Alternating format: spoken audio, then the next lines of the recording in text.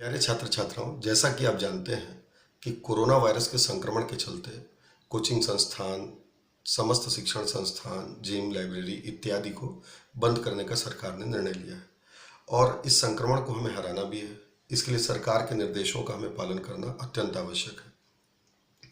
इस छुट्टी के दौरान, इन छुट्टियों के दौरान हम अपनी पढ़ाई से कैसे जुड़े रहें, यह हमारे लिए बहुत महत्वपूर्ण है।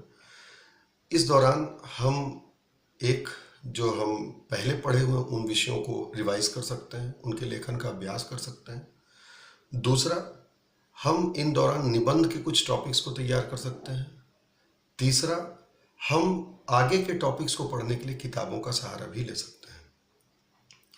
और हमारी कोशिश ये है कि इन छुट्टियों के दौरान भी हम आपको महत्वपूर्ण विषयों से, तथ्यों से जोड़ करके रखें। इसी संदर्भ में आज मैं आपको एक टॉपिक पढ़ाना चाह रहा हूँ जिसका नाम है दल बदल निरोधक कानून 1985, एंटी डिफेक्शन लॉ 1985। इस टॉपिक का संबंध हमारे पीएससी के प्रारंभिक परीक्षा एवं मुख्य परीक्षा दोनों से है। यह दोनों ही परीक्षाओं में समान रूप से उपयोगी है। मुख्य परीक्षा में जहाँ इसका संबंध पेपर 2 निबंध के हिस्से से भी हो सकता है, राष्ट्रीय मुद्दों से, वहीं पेपर 3 में इसका संबंध संविधान के हिस्से से है। तो आज हम बात करते हैं दल बदल निरोधक अधिनियम 1985 की। कुछ महत्वपूर्ण बिंदुओं पर हम इस पर चर्चा करेंगे। जैसे सबसे पहले हम ये जानने का प्रयास करेंगे कि आखिर ये दल बदल निरोधक कानून है क्या। दूसरा, इसके लाए जाने का उद्देश्य क्या था।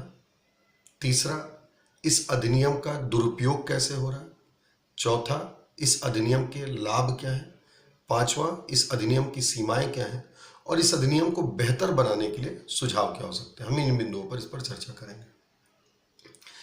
अगर सबसे पहले मैं बात करूं कि दल बदल निरोधक अधिनियम 1985 क्या है, तो इस संदर्भ में सबसे महत्वपूर्ण बात आप समझें कि वर्ष 1960 से 70 का दशक, जिसमें वर्ष 1967 में हमारे देश में चौथे आम चुनाव हुए। इस चौथे आम चुनाव के परिणामों ने राजनीति में दल बदल की संभावनाओं और राजनीतिक उथल पुथल को जन्म दिया। इस वर्ष 16 राज्यों में आम चुनाव हुए, जिसमें केवल एक राज्य में ही कांग्रेस की सरकार बन पाई थी। इसका महत्वपूर्ण कारण ये था कि जो कांग्रेस के अधिकतम विधायक थे वे दूसरी पार्टियों में चले गए और उनको समर्थन करके सरकार बनाने में मदद की। इस प्रकार एक ही राज्य में कांग्रेस की सरकार बन पाई। जो सबसे महत्वपूर्ण वाकया इस वर्ष का समझ में आता है वो ये था कि 1967 में ही हरियाणा के एक विधायक थे गयाराम, जिन्होंने एक ही दिन में 3 राजनीतिक दलों का परिवर्तन किया, जिसकी वजह से दल बदल करने वाले विधायकों और सांसदों के लिए एक मुहावरा, एक कहावत जो है प्रसिद्ध हुआ, आया राम गया राम। इस विकट संभावना को देखते हुए दल बदल से राजनीतिक और सरकार में अस्थिरता आने की वजह से तत्कालीन हरियाणा के राज्यपाल श्री BN चक्रवर्ती ने महामहिम से अनुरोध किया कि दल बदल को रोकने के लिए एक कानून बनाया जाए। महामहिम से अनुरोध करने के पश्चात विभिन्न सरकारों ने वर्ष 1973 और 1978 में प्रयास किया, परंतु ये प्रयास कारगर नहीं रहे। वर्ष 1985 में तत्कालीन राजीव गांधी जी की सरकार ने दल बदल पर अंकुश लगाने के लिए एक कानून पारित किया, जिसे दल बदल निरोधक कानून, दल बदल विरोधी कानून या एंटी डिफेक्शन लॉ 1985 कहते हैं। इसे 1 मार्च 1985 से लागू किया गया। इस अधिनियम को समझने के पहले, इस अधिनियम के प्रमुख प्रावधानों और उसके उद्देश्यों को समझने के पहले यह समझना होगा कि आखिर डिफेक्शन या दल बदल होता क्या है। सामान्य अर्थों में दल बदल से आशय हम ये समझते हैं कि एक राजनीतिक दल को छोड़कर के दूसरी राजनीतिक दल को की सदस्यता को स्वीकार करना दल बदल है। जबकि दल बदल निरोधक अधिनियम के अनुसार दल बदल से आशय एक राजनीतिक दल को छोड़कर के दूसरी राजनीतिक दल को व्यक्तिगत हितों की पूर्ति के लिए स्वीकार करना ही दल बदल कहलाएगा। इसमें पद, पैसा जैसे व्यक्तिगत हितों के लिए दूसरे दल को ग्रहण करना या पुराने दल को छोड़ना शामिल होता है। दल बदल निरोधक अधिनियम 1985 मूलतः इन्हीं विषयों पर अंकुश लगाता है। अभी तक हमने जाना कि यह अधिनियम क्या है और कैसे आया। अब हम जानेंगे इस अधिनियम के उद्देश्य के बारे में। देखिए, इस अधिनियम का जो सबसे महत्वपूर्ण उद्देश्य है वो है दल बदल पर अंकुश लगाना, एक। दूसरा, स्थायी सरकार प्रदान करना। तीसरा, विधायिका को स्थायित्व प्रदान करना। चौथा, जो राजनीतिक दल के सदस्य हैं उन्हें अपने राजनीतिक दलों के प्रति निष्ठावान बनाना।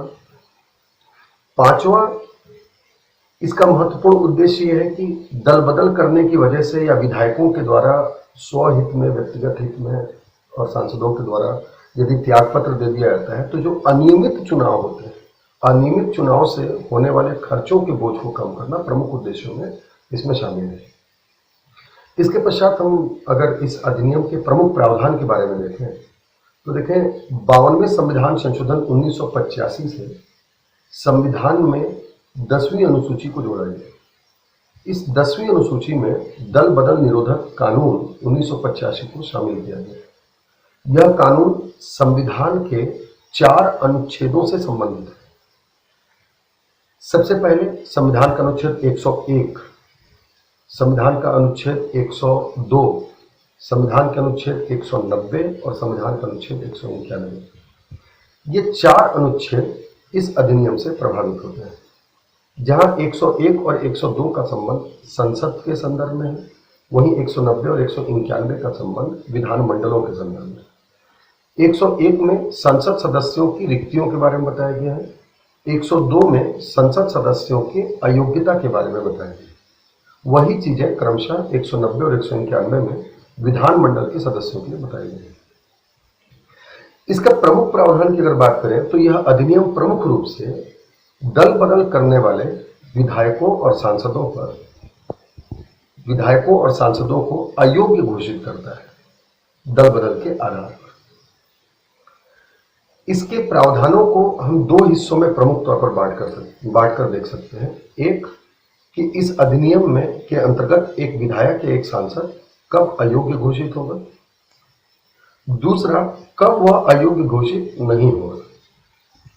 अगर हम सबसे पहले देखें कि एक विधायक या सांसद को अयोग्य कैसे और किन परिस्थितियों में घोषित किया जा सकता है, तो उसके पहले हमें यह समझना पड़ेगा कि एक विधायक और एक सांसद 3 तरीकों से विधायक या सांसद बन सकता है। एक, राजनीतिक दल के टिकट पर चुनाव लड़ करके, ऐसे विधायक या सांसद को राजनीतिक दल से चुना गया विधायक या सांसद कहेंगे। 2, जब वह बिना किसी राजनीतिक दल के चुनाव लड़े, ऐसे विधायक या सांसद को हम निर्दलीय विधायक या सांसद कहेंगे। और तीसरा, जब वह नाम निर्देशित या मनोनीत या नॉमिनेट किया जाता है। यह अधिनियम तीनों ही प्रकार के सदस्यों पर, संसद और विधानमंडल के सदस्यों पर दल बदल के आधार पर अंकुश लगाता है। सबसे पहले हम बात करते हैं राजनीतिक दलों के सांसद और विधायकों के ऊपर क्या प्रतिबंध है। नंबर 1, यदि कोई राजनीतिक दल से चुना गया सदस्य है, चाहे वो संसद का सदस्य या विधानमंडल का, यदि वह दल बदल करता है तो उसे अयोग्य घोषित किया जा सकता है। उसकी परिस्थिति नंबर 1 होगी जब वह स्वेच्छा से अपने राजनीतिक दल को छोड़ करके दूसरे राजनीतिक दल की सदस्यता ग्रहण करे। दूसरा, यदि वह राजनीतिक दल से, जिस राजनीतिक दल से वह आता है, उस राजनीतिक दल के निर्देशों के खिलाफ जाकर के वोटिंग करे। तीसरा, यदि वह अनुपस्थित रहे, बिना अनुमति के मतदान में अनुपस्थित रहे, तो इन 3 परिस्थितियों में, और यदि उसे पार्टी क्षमा नहीं करती 15 दिन के भीतर, तो इन 3 परिस्थितियों में उसे अयोग्य घोषित किया जा सकता है। यदि एक निर्दलीय सदस्य है और निर्दलीय सदस्य चुनाव जीतने के पश्चात यदि किसी राजनीतिक दल की सदस्यता को ग्रहण करता है तो उसे अयोग्य ठहराया जा सकता है। तीसरा, यदि कोई सदस्य जो नाम निर्देशित या मनोनीत है, यदि वह जिस तारीख को अपनी सदस्यता ग्रहण करता है उस तारीख से 6 माह के बाद, यहां पर ध्यान देने वाली बात है 6 माह के बाद अगर वह किसी राजनीतिक दल की सदस्यता ग्रहण करता है तो उसे अयोग्य घोषित किया जा सकता है। 6 माह के भीतर करने पर अयोग्य नहीं होगा। इस प्रकार से दल बदल निरोधक कानून के अंतर्गत किसी सांसद या विधायक को इन परिस्थितियों में अयोग्य घोषित किया सकता है। वहीं कुछ परिस्थितियों में इन्हें छूट भी प्रदान की गई है। जैसे पहली बात अगर हम देखें तो यदि कोई विधायक या सांसद अपना दल में टूट के कारण परिवर्तित करता है तो उसे दल बदल निरोधक कानून के तहत अयोग्य घोषित नहीं किया सकता। यहां पर दल में टूट का कारण होता है जब किसी दल के 1/3 सदस्य एक पार्टी को छोड़कर के दूसरी पार्टी में शामिल हो जाए तो उसे दल में टूट कहा जाएगा। इसका मतलब यह है कि अगर 1/3 सदस्य एक साथ एक पार्टी को छोड़ करके दूसरी पार्टी ज्वाइन करते हैं तो वो दल बदल निरोधक कानून के अंतर्गत अयोग्य घोषित नहीं होंगे। दूसरी सबसे महत्वपूर्ण बात यह है कि यदि किसी राजनीतिक दल के सदस्य को कोई पीठासीन अधिकारी बना दिया जाता है, पीठासीन अधिकारी का मतलब अध्यक्ष पद से होता है, जैसे लोकसभा का अध्यक्ष बना दिया गया, ठीक, विधानसभा का अध्यक्ष बना दिया गया। अगर किसी को पीठासीन अधिकारी बना दिया जाता है और वो उस दौरान अपने पद से त्यागपत्र दे देता है, अपनी पार्टी से त्यागपत्र दे देता है और अपना कार्यकाल पूरा करने के पश्चात आकर के पुनः अगर अपने राजनीतिक दल को ग्रहण करता है, उसकी सदस्यता ग्रहण करता है तो उसे अयोग्य नहीं माना जाएगा। इन परिस्थितियों में दल बदल निरोधक कानून के अंतर्गत संरक्षण प्राप्त है।